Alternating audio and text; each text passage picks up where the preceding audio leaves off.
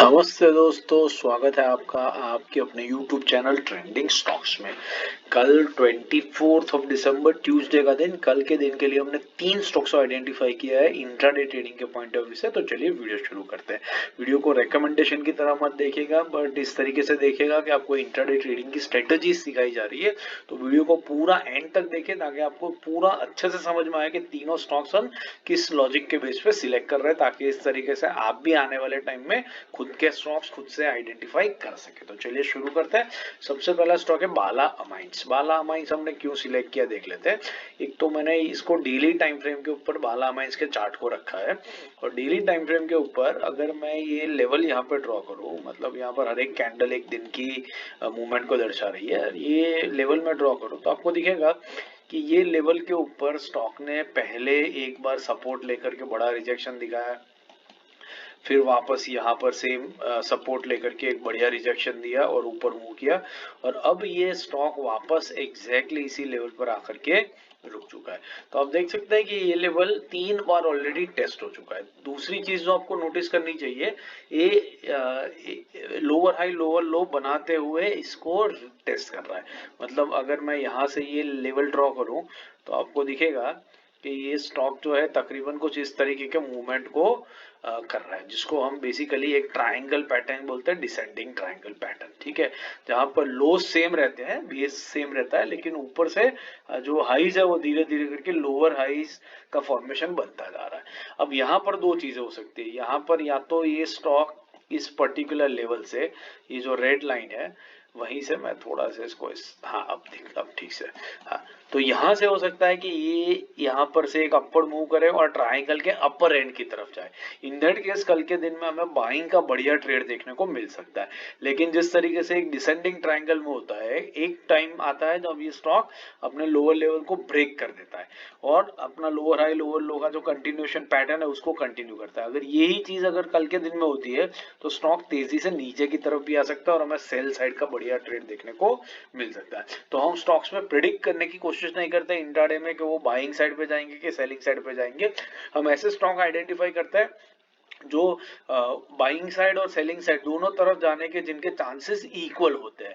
तो उस केस में क्या होता है कि जो ट्रेडर्स इसमें गलत ट्रेड लेकर के फंसे होते हैं वो अपना स्टॉप लॉस ट्रिगर होता है उनका, और स्टॉक उस डायरेक्शन में और तेजी से मूव करता है जिसमें ऑलरेडी वो मूव करना उसने शुरू कर दिया होता है। इसलिए वो जो तेजी से मूवमेंट आती है उसमें हमारा 1% का जो टारगेट होता है इंट्राडे का वो बहुत इजीली निकल जाता है। इस रीजन से हमने इस स्टॉक को सिलेक्ट किया। इसके जो लेवल्स है वो स्क्रीन पे है, आप उनको नोट कर सकते हैं। 1963 के ऊपर निकलता है तो बाइंग लेंगे, 1945 के नीचे आएगा तो इंट्राडे में सेलिंग करेंगे। 9 रुपए का स्टॉप लॉस रहेगा और 1% का टारगेट रहेगा। दूसरा स्टॉक जो है वो है बंधन बैंक। अब बंधन बैंक हमने क्यों सिलेक्ट किया देख लेते हैं।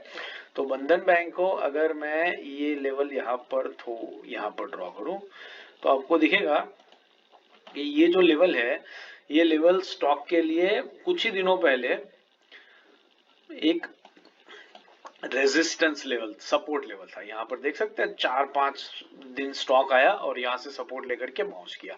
यहाँ पर जब ये बड़ी रेड कैंडल में स्टॉक ने इस लेवल को ब्रेक किया, उसके बाद ये लेवल जो है वो स्टॉक के लिए एक रेजिस्टेंस लेवल बन चुका है।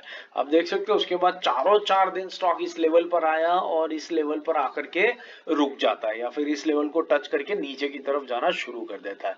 बट इन इधर केसेस कल के दिन में भी हो सकता है कि स्टॉक यहाँ पर 4 बार रीटेस्ट करने के बाद वापस डाउनवर्ड जर्नी कंटिन्यू करे, जो कंटिन्यूस में पैटर्न आ रही है लोअर लो की, उसी पैटर्न को कंटिन्यू करते हुए, उसी ट्रेंड को कंटिन्यू करते हुए, या तो फिर कल के दिन में ये स्टॉक इस लेवल को ब्रेक करके ऊपर की तरफ भागेगा। इन इधर केसेस हमें बढ़िया ट्रेड देखने को मिल सकता है बाइंग या सेलिंग साइड के ऊपर, इसलिए हमने स्टॉक को सिलेक्ट किया है। तो लेवल जो है वो नोट कर लीजिए, स्क्रीन पे है।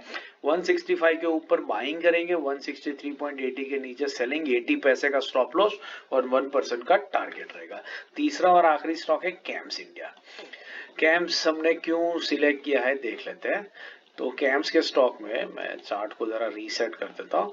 तो अगर मैं यहाँ पर डेली टाइम फ्रेम पर ये लेवल ड्रॉ करूँ तो आपको दिखेगा कि ये लेवल पर कैम के स्टॉक ने अपना एक ऑल टाइम हाई बनाया, रेजिस्टेंस फेस किया, नीचे आया, फिर वापस से इस लेवल पर आया, रेजिस्टेंस फेस किया, नीचे चला गया, फिर तीसरी बार इस लेवल पर आया, रेजिस्टेंस फेस किया, नीचे चला गया, फिर चौथी बार यहाँ पर आने के बाद में काफी 3-4 दिन यहाँ पर रहा और फिर इवेंचुअली इस लेवल को ब्रेक कर दिया। और ब्रेक करने के बाद स्टॉक क्या कर रहा है, स्टॉक वापस इस लेवल को आकर के रीटेस्ट कर रहा है।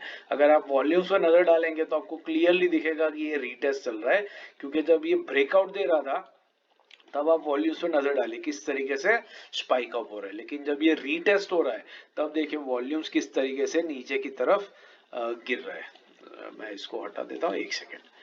यहाँ पर आप देख सकते हैं कि वॉल्यूम किस तरह नीचे की तरफ कम हो रहा है। ठीक है, जब ये स्टॉक नीचे आ रहा है तब वॉल्यूम्स में भी गिरावट है, विच इज इंडिकेटिंग कि ये रीटेस्ट है और रीटेस्ट कंप्लीट होने के बाद स्टॉक मोस्ट लाइकली ऊपर की तरफ भागेगा। लेकिन मार्केट कंडीशन खराब रहती है, ऑल टाइम हाई पे चल रहा है, प्रॉफिट बुकिंग आ गया तो स्टॉक नीचे भी आ सकता है। दो में से कोई भी पॉसिबिलिटी को निगेट नहीं किया जा सकता है स्टॉक मार्केट में। काफी सारे ट्रेडर्स मान के चलेंगे कि रीटेस्ट है और ऊपर ही भागेगा, और अगर ये स्टॉक नीचे आ जाता है तो इन सारे लोगों के स्टॉप लॉसेस ट्रिगर होते हैं, जिसमें इंस्टीट्यूशनल इन्वेस्टर तो बड़े स्मार्ट इन्वेस्टर अपना माल उठाएंगे यहाँ पर।